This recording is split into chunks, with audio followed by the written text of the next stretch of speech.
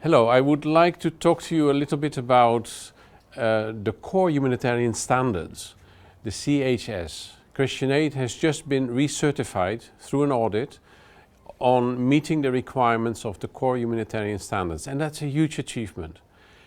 Christian Aid from the very beginning has been supportive of the sector coming up with standards that apply to all the work around working with communities and ensuring that their voices and their needs are taken into account and that there is no room for abuse. And we all know how important it is in the light of recent allegations and very sad stories of abuse within the sector. The Core Humanitarian Standards look into what is in place in an organization to make sure that abuse cannot happen, that feedback can truly inform the design of programs, and that people who are affected by disasters, survivors, can be in the driver's seat. So we were recertified.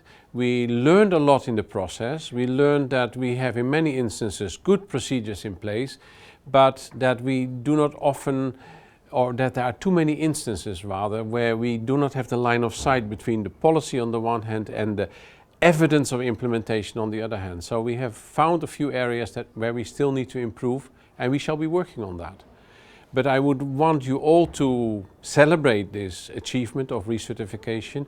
I would all want you to be aware of what a CHS stands for.